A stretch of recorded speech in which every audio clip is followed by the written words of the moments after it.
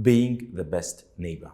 Prophet Muhammad, peace and blessings be upon him, is loved by all Muslims. He, peace and blessings be upon him, is well honored and respected by countless others and considered influential in both religious and secular circles. The religion of Islam, as taught to us by Prophet Muhammad, peace and blessings be upon him, urges kind and considerate treatment towards our neighbors. They deserve our respect and good treatment regardless of their religion, race, or color. In a hadith narrated by Aisha, may God be pleased with her, Prophet Muhammad, peace and blessings be upon him, said, Jibreel continued to advise me to treat neighbors well until I thought he would make them my heirs. This clearly indicates that neighbors' rights are indeed great. Commanding the good treatment of neighbors in the Quran, God the Almighty says, worship Allah and join none with Him in worship, and do good to parents, kinsfolk, orphans, the poor, the neighbor who is near of kin, the neighbor who is a stranger, the companion by your side, the wayfarer, and those whom your right hand possesses. Verily, Allah does not like those who are self-deluding and boastful. Surah An-Nisa, Ayah 36. The men and women around the Holy Prophet, peace and blessings be upon him, were constantly reminded of their obligations to their Lord and to one another, including kindness to neighbors. In a hadith, he reportedly said, whoever believes in God and the last day, let him not harm or annoy his neighbor. He also reminded not only his companions, but all of us who follow him, that a true believer in God does not allow his brother or sister to go hungry or live in unfortunate conditions while he or she is able to help. Today, in a time when old people die alone and forgotten, and when our neighbors both near and far go hungry whilst we have food, we would do well to remember the example set by our righteous predecessors.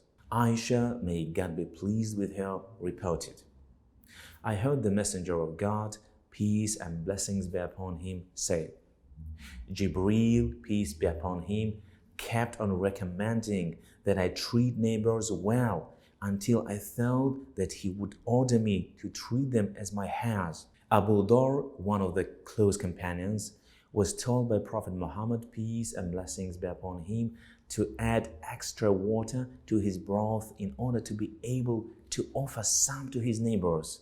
Another companion, Abdullah ibn Amr, once asked his servant after slaughtering a sheep, did you give some to our Jewish neighbor?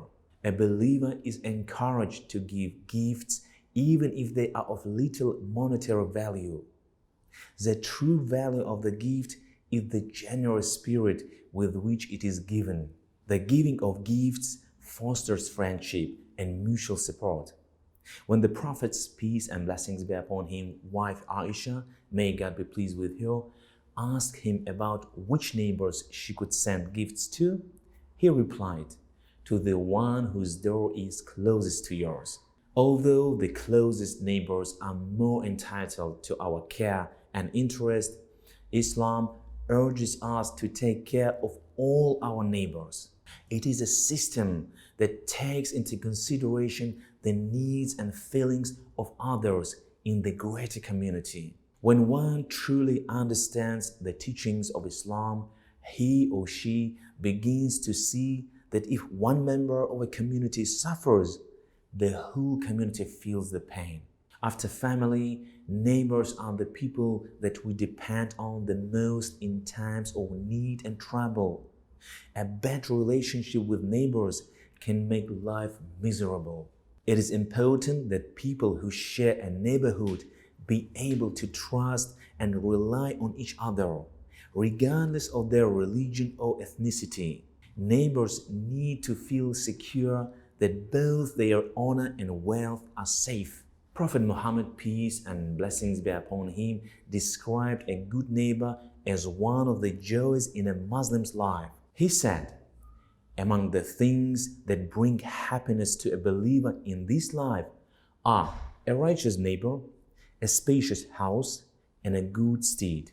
A good neighbor is one who guarantees comfort, security, and safety. For this reason, it is important that one who believes and obeys God does not spare any effort in being considerate of and generous to the neighbors. Prophet Muhammad, peace and blessings be upon him, warned his companions against harming or upsetting neighbors. In a hadith reported by Imam Ahmad that is true today as it was 14 years ago, the noble Prophet, peace and blessings be upon him, was asked about a certain woman who prayed and fasted more than was obligatory upon her and gave generously in charity. But unfortunately, she did not refrain from speaking harshly to her neighbors. He, peace and blessings be upon him, described her as being one of the people of hell who would be punished for this. In the same hadith, he was asked about another woman who fulfilled only her obligatory duties and gave very little in charity. However, her neighbors were saved from her harsh tongue and she offended no one. Prophet Muhammad, peace and blessings be upon him, described her as among the people of paradise. The religion of Islam places great emphasis on the solidarity of families, neighborhoods, and the wider community. Dealing with a bad neighbor. Islam advises its followers to be kind and considerate of neighbors. What happens, however, if one has a neighbor who behaves badly and does not show the respect inherent in the teachings of Islam? Believers are patient and tolerant and do not hold grudges. They strive to mend the broken relationship through good morals and manners and a forgiving attitude in the hope that this will bring about great reward from the God the Most High. Hence, they patiently bear the annoyances as much as they can. If the situation becomes intolerable, to take a different stance can be a last resort. Publicizing the bad behavior may be an option. Prophet Muhammad, peace and blessings be upon him, once advised a man to gather his belongings in the middle of the road as an indication that he could no longer live beside his bad neighbor.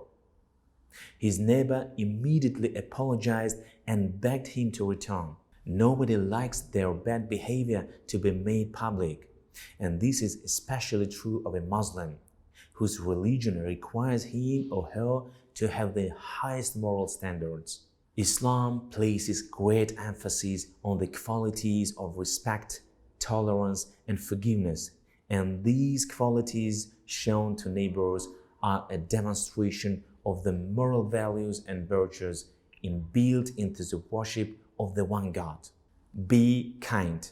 Abu Shuraih al-Khuzai, may God be pleased with him, reported, the Prophet, peace and blessings be upon him, said, "He who believes in God and the last day, let him be kind to his neighbor. Offer your neighbor a ride if you see them walking to the grocery store. Make chicken soup or homemade medicines for the common cold. That is, make sure they are in good health and let them know you are there for them. Be helpful. If you meet a new neighbor while they are moving in, greet them with a smile and bring them refreshments. Give them a quick run-through of the area in general, where things are located and what can they expect from the community. If a former neighbor is moving out, then help them with packing, cleaning, and bring them dinner or lunch. If a neighbor is pregnant, then organize a food list and all neighbors can choose a day on which they can bring food or help out in the house during the last weeks and the early weeks after the childbirth. Offer a ride to the school if your children go to the same one or carpool. Give gifts. When you make something, send some over to a neighbor. Buy an extra box of donuts and give it to your neighbor. Abu Huraira, may God be pleased with him, reported, Messenger of God, peace and blessings be upon him, said, O Muslim women, no one of you should consider insignificant a gift to give to her neighbor, even if it is a trotters or a sheep.